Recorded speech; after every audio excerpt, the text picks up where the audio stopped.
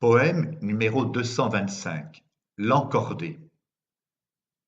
Il m'avait abordé avec tant d'élégantes manières, charmé par ses iris clairs, son sourire lumineux et ses mots à propos, qu'au milieu du boulevard, hors du temps, par nature trop entière, j'ai cherché à lui plaire, pour oublier mes mots qu'il lisait dans mes yeux.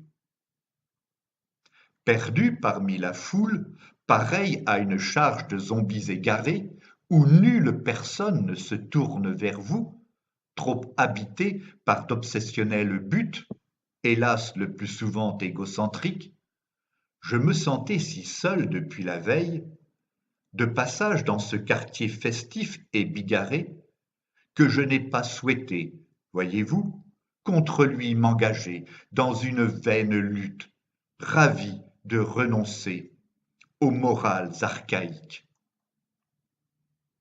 Étrangement, tout inconnu qu'il soit, cachant sous sa faconde, par la force des choses, quelque part insondable de son être, obscure et transgressive, poussé par une vive curiosité, aiguisé par un trouble que je flairais en moi, captivé par son panache, j'ai fait une entorse à ma vie routinière d'épouse de notable, où crevait en silence mon âme trop jouissive.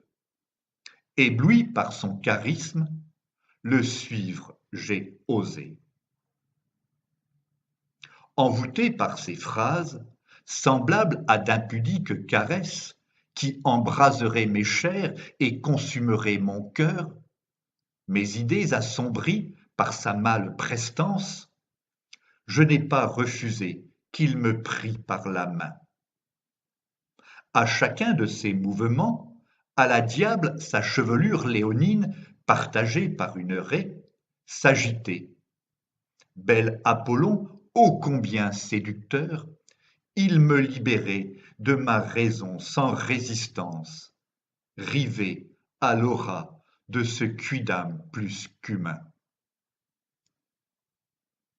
Ainsi m'a-t-il mené, pleine de vagues à l'âme et noyée dans un flux de frissons incongrus, dans le baroque entresol d'un immeuble cossu, où régnait une ambiance propice à l'abandon. Au milieu de l'espace, un grand lit recouvert de draps de soie, doux aux rêveries d'une femme, invitait à des initiations secrètes et très crues. De grands tableaux, sur les murs aperçus, exposaient de jeunes nymphes dans le don de leur virginale beauté, offertes à l'univers. Dans ce lieu singulier où le silence régnait, contre toute attente, il a cessé de me parler. Son regard pénétrant, sa carrure imposante, comme son attitude provocante, révélaient un colosse volontaire, maître de mains désirs, ténébreux et puissant, qu'il n'osait consigner. Sans même songer un seul instant à hurler, sans même vouloir m'y opposer, défaillante, j'ai laissé ses doigts, à peu s'emballer, errer sous mes vêtements, en quête de plaisir.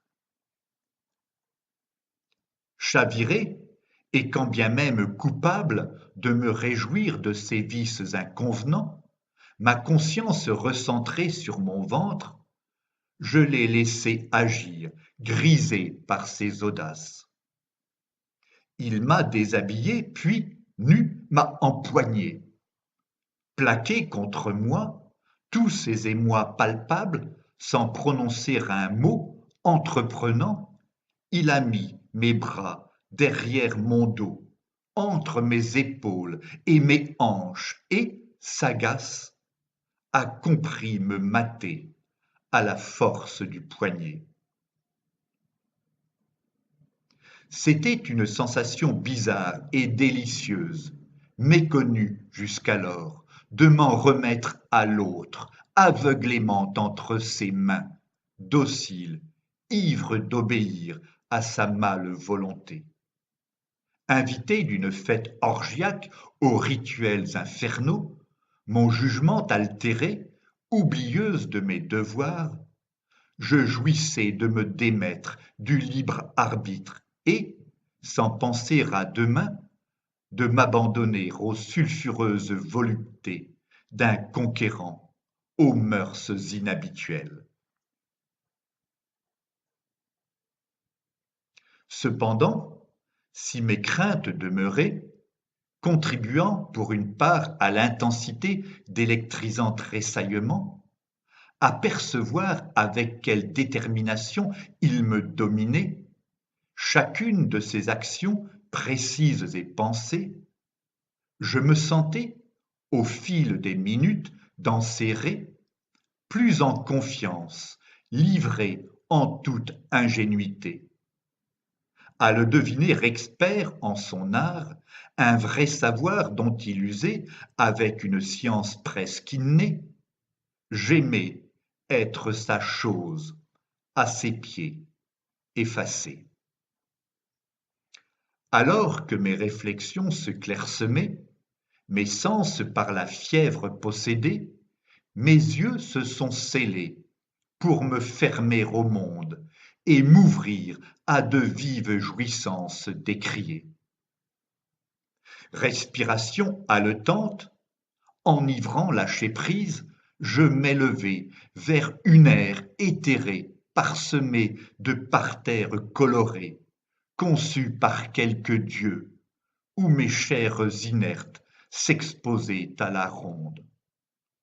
Je découvrais des tas de ressentis subtils, mariés avec bonheur, aux joies d'être sous son emprise.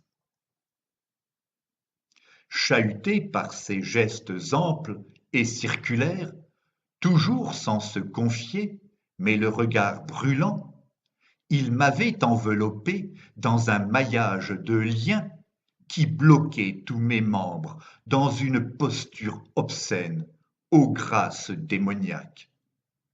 Joué de ce ballet noir et spectaculaire, je crus sous mes pieds le parquet branlant s'affaisser quand, sous couvert de maintien, il me suspendit à une poutre, à la seconde opportune où je baignais dans un état quasi paradisiaque.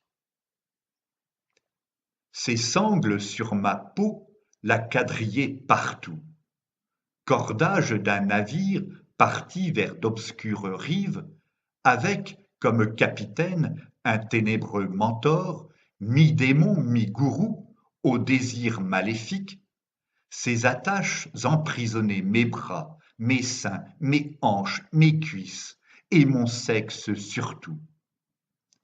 L'esprit vacillant, tête en bas, pantelante et passive, mes cheveux ondoyants, en longues mèches d'or, pendant jusqu'à terre, cachaient mon visage angélique. Rassemblé sur moi-même, je vibrais sans dessein.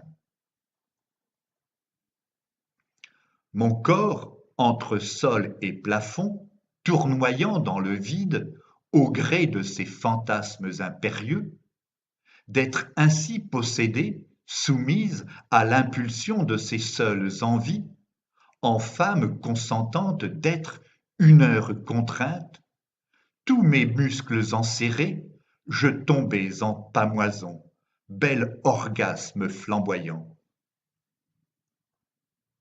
Doucement alors, en mouvements affectueux, il me détacha, par étapes, tressaillant d'émotion, et m'embrassa, déposé sur le lit avant de disparaître. Au matin, bouleversé par ce rêve, je suis sorti m'aérer. Poème écrit par Philippe Parrot entre le 28 novembre et le 1er décembre 2016.